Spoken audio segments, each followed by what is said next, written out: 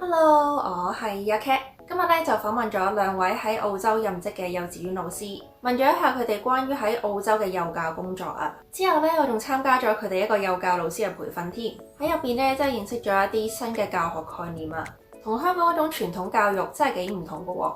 咁事不宜遲，我哋一齊睇下個訪問先啦。其實你哋啱啱開頭嘅時候係點解會選擇做幼稚園老師嘅？咁其實因為我之前喺香港咧都係師訓出身嘅，咁我讀完師訓之後就做咗幼稚園老師幾年啦。咁之後我就發覺想有啲突破喺個職業上面，咁我就決定嚟澳洲度讀幼兒教育碩士。咁即係好順理成章咁樣就做幼稚園老師我嚟咗呢邊。係啦。咁我本身喺香港唔逼嘅，我係做咗一陣嘅。咁但係因為覺得做咩仲有翻工冇放工，好似就係死咁。同埋我本身其實之前都好細個嗰陣時有好想做幼教嘅，但係嗰陣時我父母又唔係好準啦，佢又覺得我揾唔到食，好有愛心。咁跟住之後我覺得做咁樣幾年儲咗錢，就覺得其實一直都有呢個諗法喎，咁不如試下啦。咁就初頭諗住喺香港做嘅，跟住後尾就同啲 friend 傾，咁佢哋介紹我識到阿 Ken， 即係我哋而家集團嘅老細，咁佢就有一間學校喺悉尼嘅，咁就話其實可以你咪當 take a break 過嚟試下先咯。咁就喺其實我喺香港咧就開始 distance learning 咗先，睇下自己啱唔啱嘅。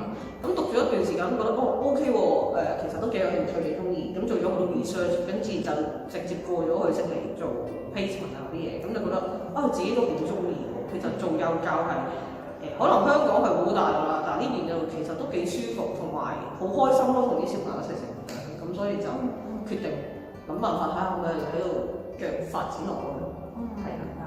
咁你頭先都講到啦，喺香港做 merchant 可能工時好長，咁對比翻其實喺澳洲做幼兒教育，你一般嘅工時係幾點到幾點到啊？個 centre 咧就睇下唔同嘅 centre 開唔同時間嘅，但係通常都係6點半到7點鐘開，咁就開到6點半到7點鐘，平均都係開10到13個鐘一日，一個禮拜開5日，淨係大部分 centre 都淨係放學嘅啫。咁但係我哋又唔會翻晒5個鐘。呢個好緊要。係啊，呢個好緊要，會死嘅。咁我哋centre 就翻輪 shift 咯，每人就一個禮拜37.5個鐘，一日就7.5個鐘咁樣咯。係，你哋 centre 咪一樣嘅？都係嘅，我哋都係7.5個鐘咁。因為我依家呢個 program 咧就係9至5嘅，咁我個 shift 咧就係比較 fix 一啲，咁就係9至5。係啦，咁都好好嘅。係啊，好好咁樣。其實都想問翻啦，因為我自己對 childcare 其實就唔係超級了解啦。咁係啦，咁所以想問下，其實呢啲 centre 咧，佢哋嗰個小朋友嗰個服務對象係大概幾歲到幾多歲？咁其實澳洲嚟講咧就冇即係最低嘅任何年紀嘅，咁其實我見過即係最細個 BB 6歲咧，唔係6個月咧，咁唔係6星期咋？係啊，6星期 sorry 啊，係因為係啊，就係6星期咧，就啲家長咧就會 send 個即係 baby 咧去 childcare centre 咁，因為其實冇嗰個時話，我一定要滿咗幾多歲先可以 send 嘅，咁其實好 depends on 對家長佢哋自己comfortable 咁樣就 send 個小朋友去 childcare centre 咁就 up to 5歲度咯，係啊。我做過最細嘅係4個禮拜。4個禮拜。係啊，真係。咁就其實每一個入 centre 之前，佢會有個 tour 俾你嘅，咁同你俾你了解呢個 centre 睇下環境啊，小朋友成績點嗰啲。咁其實就睇下你當時俾唔俾到個 comfort。其實如果你俾到嘅，父母都唔介意好細個先同你。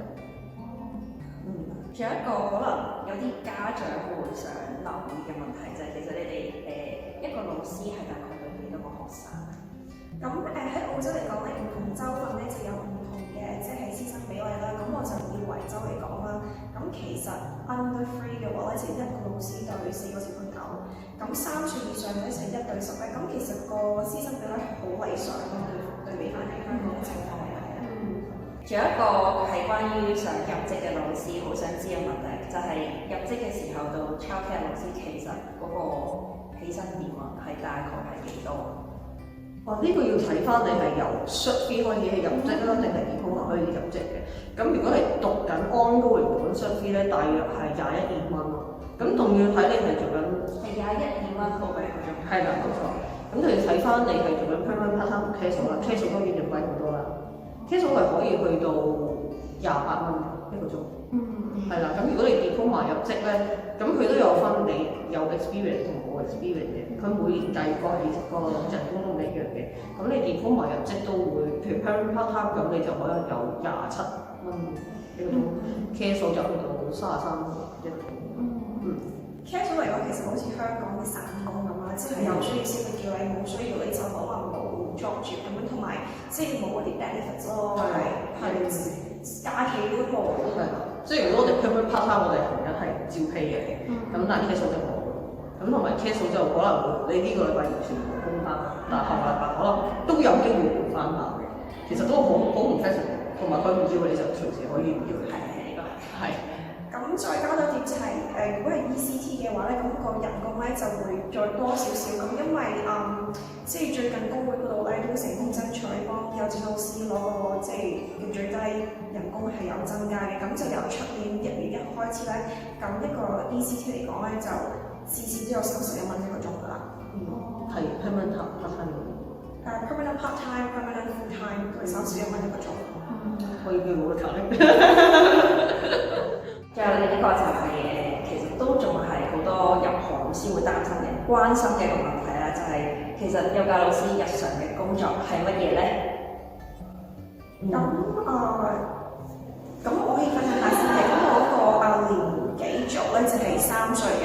咁其實即係都要負責關一間房啦。咁朝頭早小朋友翻到嚟去接佢哋，要 set up啲唔同嘅 activities 去點樣去同小朋友去互動啊，教佢哋唱歌啊，咁寫字就唔會嘅咁樣咯。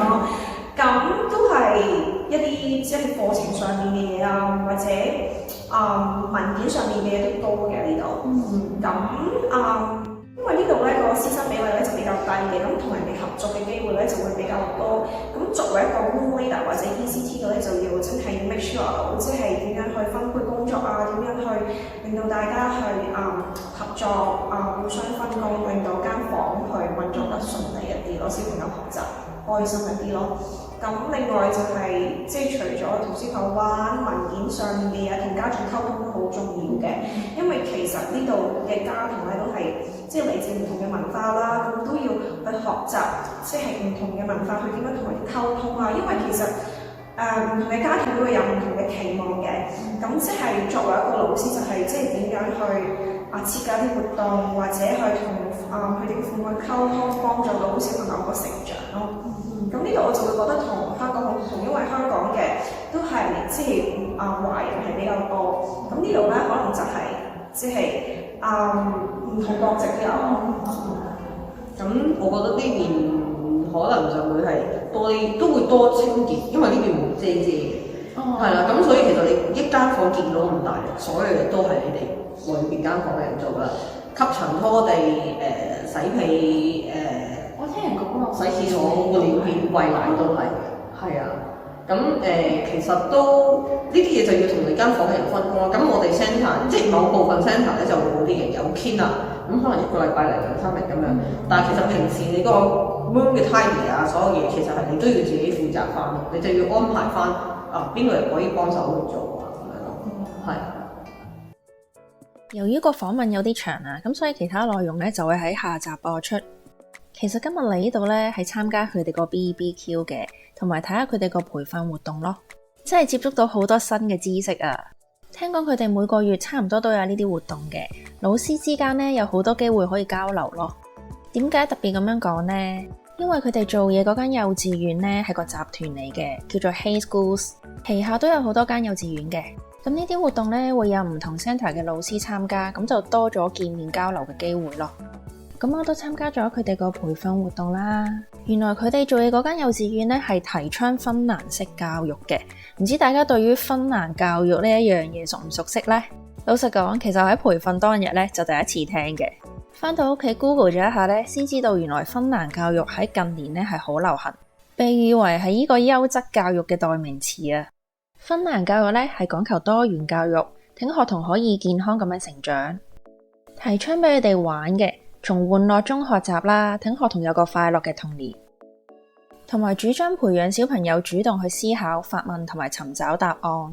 大家點樣睇呢種教育模式啊？歡迎留言討論啊！如果大家想要多啲呢間幼稚園嘅資料嘅話咧，可以 PM 我 IG 或者 Facebook page。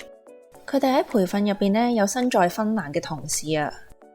咁佢哋咧就分享咗一啲點樣教小朋友 sustainability 可持續性嘅方法同埋活動。喺澳洲其他州份同埋喺芬蘭嘅同事咧都有同現場嘅其他老師交流嘅，覺得佢哋啲諗法好新啊，同埋真係諗好多方法去教啲小朋友咯。作為一個受填鴨式教育長大嘅人，由細到大咧就淨得溫習、考試同埋讀書，週末仲要學琴，有咩課外活動啊，同埋有啲做唔完嘅功課啊。諗翻起以前呢，我個童年淨係得呢啲嘢咯。唔知而家香港嘅小朋友係咪都係咁嘅呢？聽講佢哋而家唔係學 A for Apple、B for Boy， 係學咩 A for Astronaut、C for Caterpillar 咁樣，好勁㗎喎。咁你哋嘅童年又係點嘅呢？留言分享下。下晝會有關於幼教老師另一半嘅訪問啦，同埋仲會走入去澳洲嘅幼稚園，睇下入邊係點嘅。係啦，咁今日就講到呢度。如果大家中意條片嘅話咧，就記得俾個 like 我，同埋 subscribe channel 啦。拜拜。